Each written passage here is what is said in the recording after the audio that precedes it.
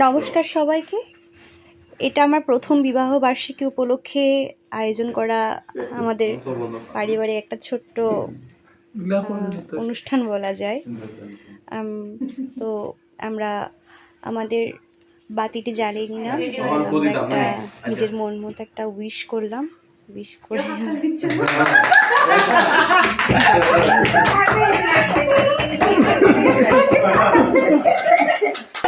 Happy birthday to Happy many many happy returns of the day. Thank you, Boni. Okay.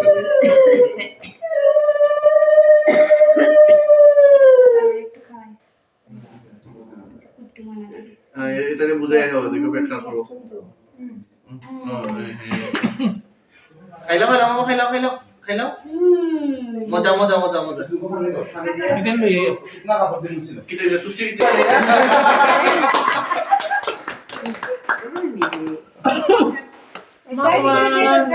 আমাদের সবার প্রিয় আমার ছোট্ট মনি, আমাদের চারু সোনাকে কেক খাওয়ালাম, তারপর মাকে কেক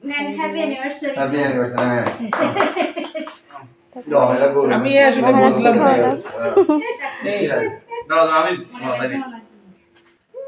সেদিন সবার সাথে খুব মজা করেছিলাম।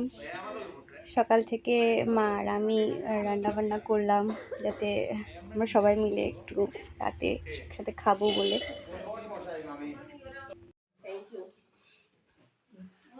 আমার কাছে অ্যানিভার্সারি মানে শুধুই হাজব্যান্ড অ্যান্ড ওয়াইফের মধ্যে এটা সীমাবদ্ধ নয়।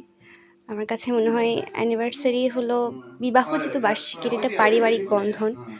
আমার কাছে মনে হয় আমাদের পরিবারের সবাই এতে অগ্রাধিকার পায়। তাই মাকেও আমি কিছু গিফট করেছিলাম, আর এগুলো তারই কিছু ছবি, এবং সে সাথে ওনাকেও গিফট করেছিলাম। আমি নিজেও অনেক গিফট পেয়েছিলাম সেদিন, তবে মা গিফটগুলো পেয়ে খুব খুশি হয়েছিলেন।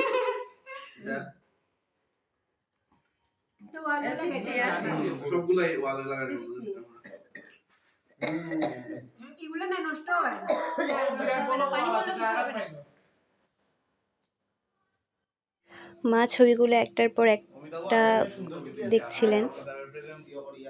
আসলে এখানে আমাদের সবগুলোই পারিবারিক ছবি, আর কিছু ঠাকুরের ছবি ছিল, মার গুরুদেবের ছবি ছিল, মা যে ঠাকুরের দীক্ষিত সেই ঠাকুরেরও ছবি ছিল। আমার কাছে মনে হয়েছিল মা খুব খুশি হয়েছিল মা আর বাবার ছবিটা দেখে। আসলে আমি তো বাবাকে দেখিনি, আমার বিয়ের আগেই তিনি গত হয়েছেন, কিন্তু ওই দিন আসলে খুব মনে হচ্ছিল বাবা যদি আমাদের সাথে থাকতো তাহলে হয়তো আমাদের এই আনন্দঘন পরিবেশটা আরও মুখর হয়ে উঠতো। বাবাকে সেদিন খুব মিস করছিলাম। সেই সাথে আমার বাপের বাড়ির যে পরিবার, এদিকে আমার মা বাবা, আমার ভাই, আমার মাসি মেশো, সবাইকে, মা মামি সবাইকে খুব মিস করছিলাম, কারণ ছোটোবেলা থেকেই সবার অনেক ভালোবাসা পেয়ে বড় হয়েছি। তো আমি তাকে ছবিগুলো দিলাম, তার জন্য কিছু আলাদা করে ছবি বানিয়েছিলাম, ছবিগুলো তাকে দিলাম। এই 1 বছরে আমরা কী করেছি না করেছি এই ছবিগুলোকে আমি চেষ্টা করছি সংগ্রহ করে রাখার জন্য। সেই সাথে আরও অনেক গিফট ছিল ওর জন্য, আর ও আমাকে অনেক কিছু গিফট করেছিল। ভাবলাম আজকে আপনাদের সাথে শেয়ার করি আমার সেই দিনটা।